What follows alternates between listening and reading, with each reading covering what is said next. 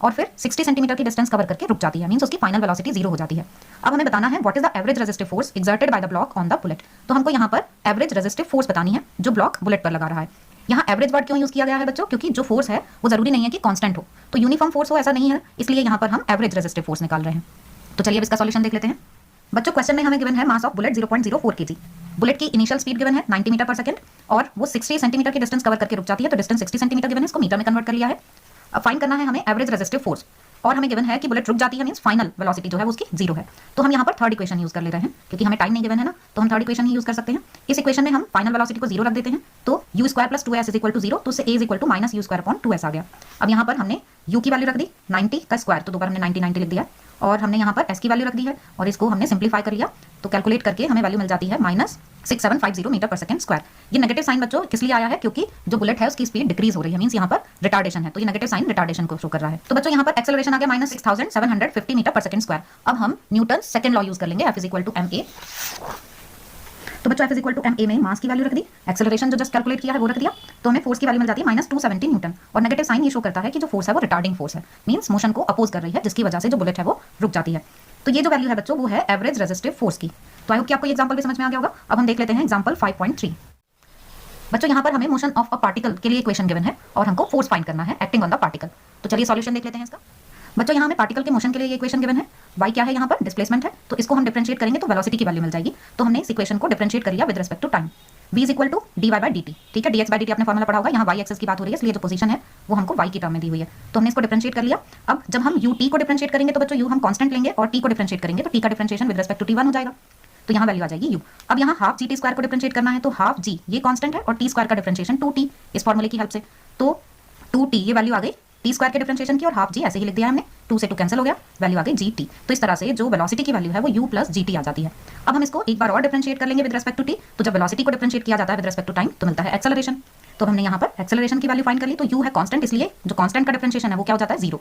G T में g constant है और t का डिफरेंशिएशन 1, तो ये वैल्यू हमें मिल गई यहाँ पर g। तो इस तरह से जो एक्सेलरेशन है उसकी वैल्यू आ गई g। ये जो एक्सेलरेशन है ये क्या है, acceleration due to gravity. Therefore जो यहाँ पर फोर्स है F is equal to ma फॉर्मूले से हमें क्या मिल जाती है mg। तो यहाँ पर फोर्स की वैल्यू क्या है mg। और ये जो इक्वेशन है बच्चों ये वर्टिकल मोशन को डिस्क्राइब कर रही है, ठीक है। तो आई होप कि आपको ये तीनों एग्जांपल समझ में आ गए होंगे, फिर भी आपके कोई डाउट्स हो तो आप कमेंट सेक्शन में पूछ सकते हैं। Determine the maximum acceleration of the train in which a box lying on its floor will remain stationary. मान लेते हैं कि ये एक ट्रेन का फ्लोर है और इस फ्लोर पर एक बॉक्स प्लेस्ड है लाइक दिस।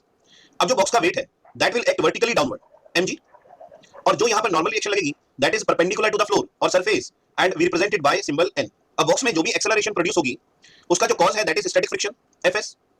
तो यहाँ पर हम बोल सकते हैं कि जो बॉक्स पर फोर्स एक्ट कर रही है या जो बॉक्स पर नेट फोर्स एक्ट कर रही है that is equal to static friction, और जो आपकी स्टैटिक फ्रिक्शन है that should be less than equal to mu n according to the law of friction. Now from the diagram the normal reaction is balanced by weight of the box and your net force is equal to static friction, and the formula of net force is mass into acceleration and the formula of static friction is mu n. Now ma is equal to mu n and the value of n is mg from equation number 1 using equation 1. So हम ऐसा लिख सकते हैं, therefore m से m cancel हो गया, a is equal to mu s g, a is equal to mu s and the value of coefficient of friction is given in the question, how much it is 0.15. 0.15 into g को हम 10 ले लेते हैं, so acceleration will be 1.5 meter per second square. Okay. Now example 5.8. See figure 5.11. A mass of 4 kg rests on a horizontal plane. So mass of the body or the block is 4 kg. अभी ये जो mass है वो horizontal plane पर है ऐसे। उसके बाद हमने क्या किया, इस पर यहाँ पर फोर्स अप्लाई की और उसके बाद इसको थोड़ा सा हमने रेज किया थीटा 15 डिग्री तक। ओके, सो जैसे ही हम इसको रेज करेंगे तो यहाँ पर एक हमारा हो गया इंक्लाइन प्लेन और दूसरा हो गया हॉरिजॉन्टल सरफेस। इंक्लाइन प्लेन और हॉरिजॉन्टल सरफेस के बीच में जो एंगल बना वो है 15 डिग्री। सो 15 डिग्री पर क्या होता है कि जो मास है that just begins to slide, कि 15 डिग्री के एंगल पे ये मास यहाँ पर स्लाइड होना स्टार्ट हो जाता है। अब जैसे ही मास स्लाइड होना स्टार्ट होगा तो आप सिचुएशन को ऐसे विजुअलाइज कर सकते हैं, वैसे तो डायग्राम गिवन है बट फिर भी देखिए, ये एक ब्लॉक है, जो वेट ऑफ द ब्लॉक है that will act vertically downward that is mg। Normal reaction जो है वो perpendicular to the surface act करेगी n। अब यहाँ पर एंगल है थीटा, तो ये एंगल भी बनेगा थीटा। आप इस mg को दो रेक्टेंगुलर कंपोनेंट्स में रिजॉल्व कर सकते हो, थीटा के साथ वाली adjacent side mg cos theta और जो परपेंडिकुलर है that is mg sin theta. Now the block just begins to slide, अगर ब्लॉक जो है वो स्लाइड करना स्टार्ट करता है डाउनवर्ड डायरेक्शन में तो फ्रिक्शन जो है that should act in the opposite direction Fs। यहाँ पर हम इस थीटा को एंगल ऑफ रिपोज भी कह सकते हैं क्योंकि इस एंगल पे the block starts to slide. Now from the diagram in equilibrium position जो फोर्सेस हैं वो एक दूसरे को बैलेंस करेगी। तो डायग्राम से हम लिख सकते हैं कि जो नॉर्मल रिएक्शन है that is equal to mg cos theta. Equation number 1, और जो आपका स्टैटिक फ्रिक्शन है that is equal to mg sin theta. Equation number 2, divide equation 2/1, divide equation 2/1। जब आप सेकंड इक्वेशन को फर्स्ट इक्वेशन से डिवाइड करेंगे you will obtain fs by n equal to mg sin theta divided by mg cos theta. mg से mg cancel और fs आप law of static friction से लिख सकते हैं mu s into n।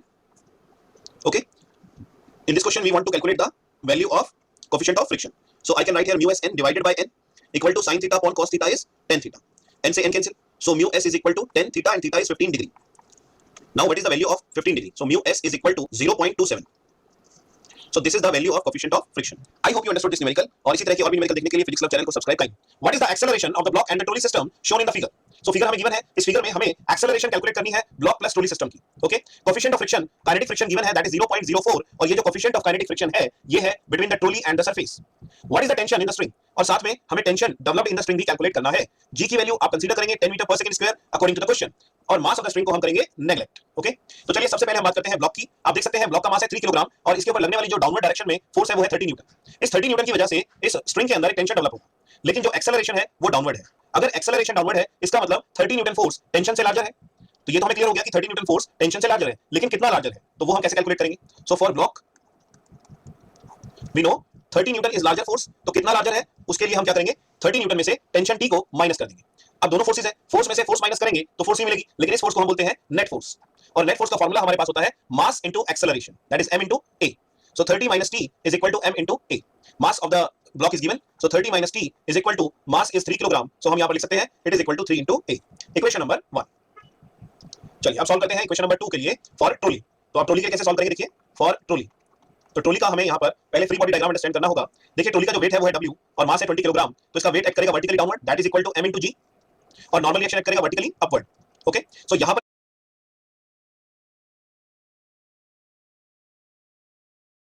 Friction है उसकी वैल्यू होगी mu K is equal to F by N, क्योंकि हमने ये फॉर्मूला स्टडी किया है लॉ ऑफ लिमिटिंग फ्रिक्शन में और काइनेटिक फ्रिक्शन में। F K is equal to mu के इनटू एन, एन यहाँ पर क्या है, नॉर्मल रिएक्शन है। अब डायग्राम देख सकते हैं आप कि नॉर्मल रिएक्शन जो है वेट ऑफ द ट्रॉली के इक्वल है, that is N equal to mg, जो एन है वो mg के इक्वल है। तो इसका मतलब ये हुआ कि हम यहाँ पर एन के प्लेस पर लिख सकते हैं mg। Okay, now F K is equal to mu, mu is 0.04 multiply by mass of the trolley that is 20 kilogram, और हमें जी की वैल्यू 10 गिवन है। अगर हम ये सॉल्व करते हैं तो देखिए काइनेटिक फ्रिक्शन हमारी क्या आएगी, डेसिमल हटा दीजिए 100 हो जाएगा, 0 से 0 कैंसिल, 0 से 0 cancel, now 4 2 8, so it is 8 newton, this is kinetic friction. Okay, now apply the concept of net force. अब यहाँ पर हमें देखना है horizontal direction में which force is larger, tension larger है या काइनेटिक फ्रिक्शन लार्जर है। तो हम जानते हैं एक्सेलरेशन इस डायरेक्शन में है, इसका मतलब ये हुआ कि tension is larger than kinetic friction. अब कितना लार्जर है वो कैलकुलेट करेंगे, तो उसके लिए हमें क्या करना होगा, tension minus kinetic friction is equal to net force, और नेट फोर्स का फॉर्मूला होता है mass into acceleration. Now t minus 8 is equal to mass of the trolley is 20 into a, this is equation number 2। अभी हमारे पास दो equation है, दोनों equations को ऐड कर देते हैं और एक्सेलरेशन की वैल्यू फाइंड कर लेते हैं। Add equation 1 and 2, we obtain or we get what we get, 30 minus t is equal to 3a और t minus 8 is equal to 20a। Okay, now दोनों इक्वेशंस को जब ऐड करेंगे t से t कैंसिल हो जाएगा और आपका ये आ जाएगा 30 minus 8 is 22 equal to 23a। Okay, so acceleration आपके पास आई that is equal to 22 divided by 23 metre per second square. Acceleration is 22 by 23, इसको एक बार सॉल्व करके देख लेते हैं कैलकुलेटर से। 22 divided by 23 it is your 0.95, it is your 0.95 metre per second square. इसी प्रकार हम निकाल सकते हैं यहाँ पर टेंशन, तो टेंशन निकालने के लिए हमें क्या करना होगा, एक्सेलरेशन की वैल्यू इक्वेशन 2 में या 1 में पुट करनी होगी। Put the value of acceleration in equation number 2, so t minus 8 is equal to 20 into 0.95, so t minus 8 is equal to 0 से 0 cancel, 2 5 are 10, 5 1 are 5, 5 9 are 45, 19, so t is equal to 19 plus 8 and 19 plus 8 is 27, so tension is 27 newton।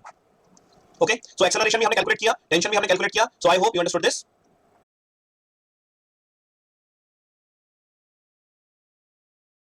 Howdy physics lovers, example number 6.1, find the angle between force। देखते हैं example 6.4। In a ballistic demonstration, a police officer fires a bullet of mass 50 gram with speed 200 meter per second on soft plywood of thickness 2 centimeter. The bullet emerges with only 10% of its initial kinetic energy. What is the emergent speed of the bullet? बच्चों ballistic demonstration में firing वगैरह को study किया जाता है, तो यहाँ पर भी वही गिवन है कि एक पुलिस ऑफिसर फायर करता है, बुलेट का मास 50 ग्राम हमें गिवन है, उसकी speed 200 metre per second given है। सी टेबल 6.2, ये जो वैल्यूज हैं बच्चों ये यहाँ इस टेबल से डायरेक्ट ली गई हैं। टिपिकल काइनेटिक एनर्जीज में हम देखें तो ये बुलेट यहाँ पर ये किलोग्राम में कन्वर्ट कर लिया गया है 50 ग्राम को, और ये 200 मीटर पर सेकंड ये उसकी बुलेट की स्पीड गिवन है, तो वही यहाँ पर वैल्यूज ये यूज की गई हैं। यहाँ हमें ये गिवन है कि इमर्जिंग एनर्जी जो है जिस टाइम पर वो इस शीट को पेनिट्रेट करके दूसरी साइड से निकलती है बुलेट, उस टाइम पर उसकी जो काइनेटिक एनर्जी है वो पहले का से 10% रह जाती है, मींस 90% एनर्जी का लॉस हो चुका होता है। तो अब हमें ये बताना है कि इस 10% की काइनेटिक एनर्जी के लिए उसकी जो स्पीड है वो कितनी होगी, मींस जिस टाइम पर वो दूसरी साइड से निकल रही है बुलेट तो उस टाइम पर उसकी स्पीड क्या है, मींस बुलेट की इमर्जेंट स्पीड जो है वो क्या है। बच्चों यहाँ क्वेश्चन में जो हमें वैल्यूज गिवन है वो हमने नोट कर ली है। हमें बुलेट का मास गिवन है 50 ग्राम, इसको हमने कन्वर्ट कर लिया है किलोग्राम में बाय डिवाइडिंग 1000, तो ये 5 × 10⁻² किलोग्राम आ गया है। हमें बुलेट की इनिशियल स्पीड भी गिवन है, ये हमें गिवन है 200 मीटर पर सेकंड। बच्चों क्या है ये क्वेश्चन में कि इस तरह से हम मान लेते हैं कि ये प्लाईवुड शीट है और यहाँ ये बुलेट इसको हिट करती है, तो पहले उसकी स्पीड है हिट करते टाइम 200 मीटर पर सेकंड और फिर वो इधर से निकल जाती है बुलेट। यहाँ की स्पीड हमें फाइंड करनी है कि ये कितनी होगी। यहाँ इसकी काइनेटिक एनर्जी हम मान लेते हैं कि ये KI है, हाफ mv² से हम इसको फाइंड कर सकते हैं। यहाँ की काइनेटिक एनर्जी हम मान लेते हैं कि इमर्ज करने के बाद काइनेटिक एनर्जी KF हो जाती है, और ये जो हमें क्वेश्चन में गिवन है कि 10% होता है, ये 10% ऑफ इनिशियल काइनेटिक एनर्जी का, ठीक है। Final kinetic energy initial kinetic energy की 10% ही बचती है जब वो इधर से इमर्ज होती है, 90% एनर्जी का लॉस हो चुका होता है इसके पेनिट्रेशन में ही। तो अब हम यहाँ पर काइनेटिक एनर्जी फाइंड कर लेते हैं ये वाली, ठीक है। तो KI = हाफ mv², यहाँ 1/2, मास हमारे पास कितना है 5 × 10⁻² किलोग्राम, और ये इनिशियल स्पीड है 200 का स्क्वायर करना है तो हम इसको 2 टाइम्स लिख लेते हैं।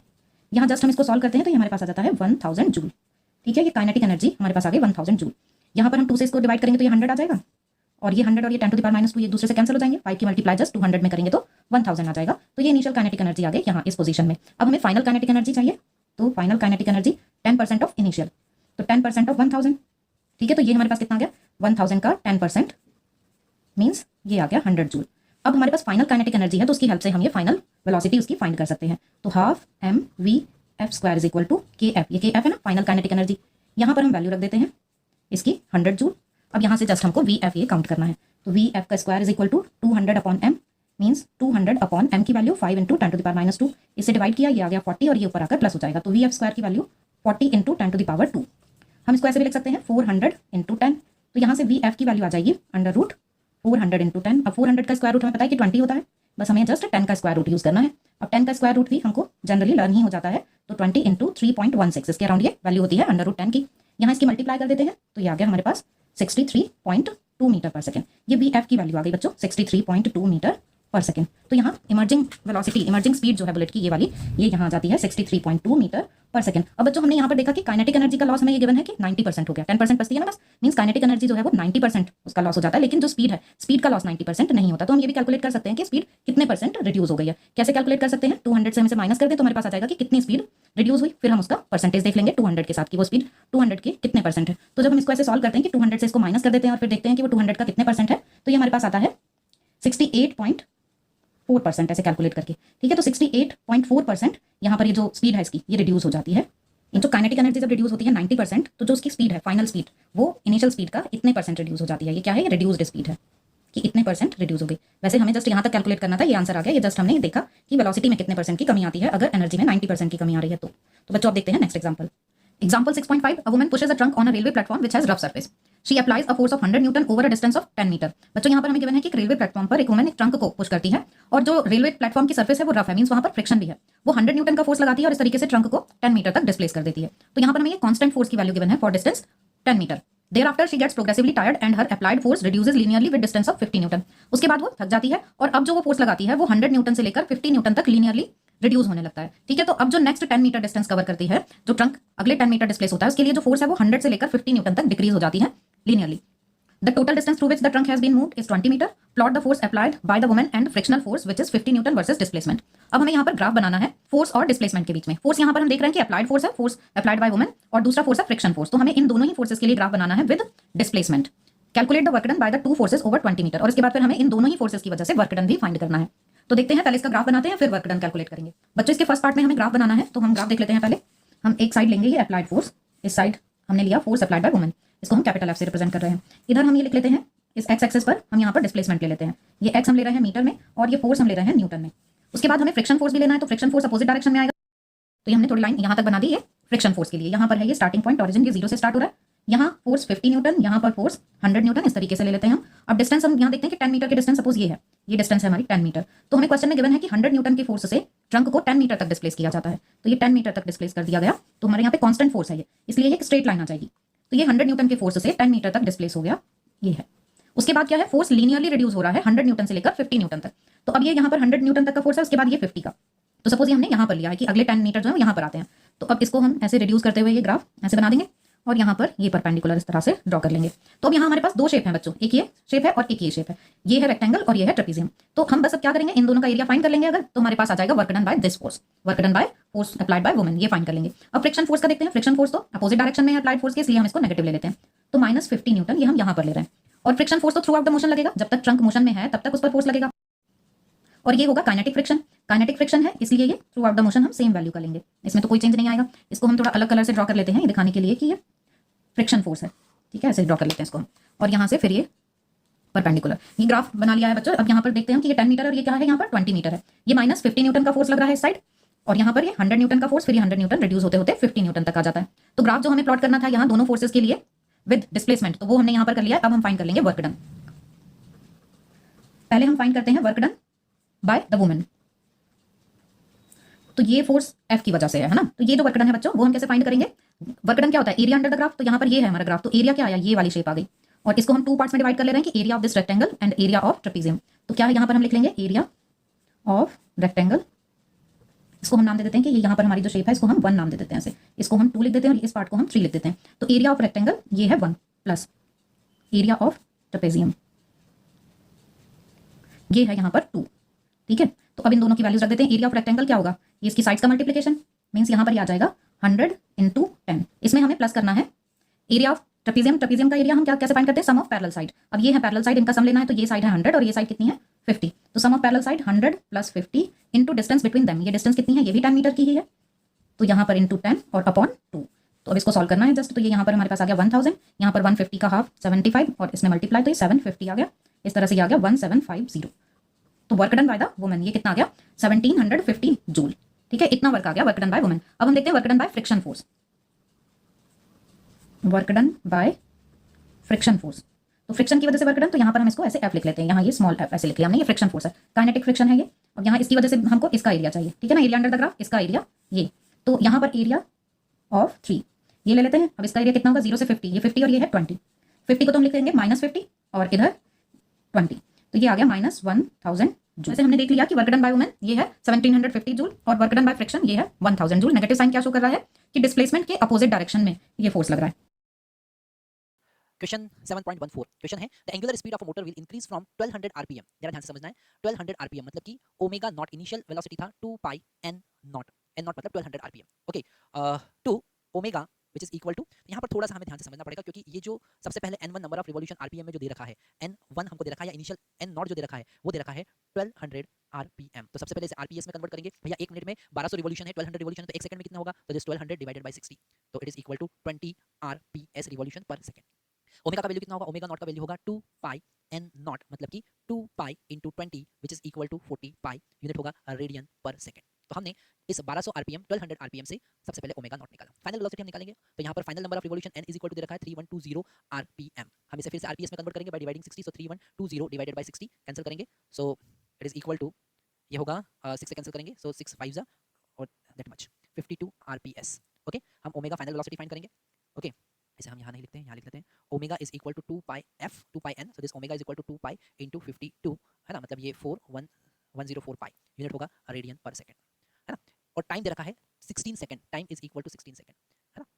Okay, what is the angular acceleration, assume it is uniform. तो यूनिफॉर्म एंगुलर एक्सेलरेशन के लिए, for uniform angular acceleration, uniform alpha, you can write this omega is equal to omega naught plus alpha T. तो omega का value हमने देखा 104 pi, omega not का value हमारे पास में कितना है, omega naught is equal to 40 pi, alpha plus alpha into T का वैल्यू कितना है 16, इसे हम इधर ले जाएंगे तो ये हो जाएगा 104 pi minus 40 pi, okay, which is equal to 16 alpha. तो अल्फा इज इक्वल टू यहाँ पर कैंसिल करेंगे तो ये हो जाएगा 64 पाई डिवाइडेड बाय 16, ये कैंसिल करेंगे तो ये हो जाएगा 4, तो अल्फा इज इक्वल टू मिला 4 pi radian per second square. यहाँ पर आपको इस बात का बिल्कुल अच्छे से ध्यान रखना है कि यूनिट क्या लिखना है। ओके, ये हुआ। सेकंड पार्ट है how many revolution does the engine make during this time, कितने रिवॉल्यूशन वो लगाएगा। तो हम यहाँ से थीटा फाइंड करेंगे है ना, क्या फाइंड करेंगे, थीटा फाइंड करेंगे, कितना उसने एंगल रोटेट किया। तो थीटा इज इक्वल टू कितना होगा, theta is equal to omega not t plus 1/2 alpha t square. Second equation लगाएंगे, theta is equal to omega not का वैल्यू 40 पाई और टी का वैल्यू 16 प्लस 1/2 अल्फा का value 4 pi हमने यहाँ पर कैलकुलेट किया, ये रखा 4 पाई और टी का वैल्यू 16 और इसका स्क्वायर। ओके, इसे हम सॉल्व करेंगे तो ये हो जाएगा 640 पाई प्लस ये हो जाएगा 2 पाई इंटू 256। ओके,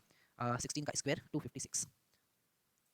आगे से हम सॉल्व करेंगे तो हमको मिलेगा theta is equal to this, theta is equal to 640 plus it will become 512 pi, pi हमने कॉमन ले लिया। इसे हम आगे सॉल्व करेंगे तो ये हो जाएगा 2 5 और यहाँ पर मिल जाएगा 11, ओके पाई।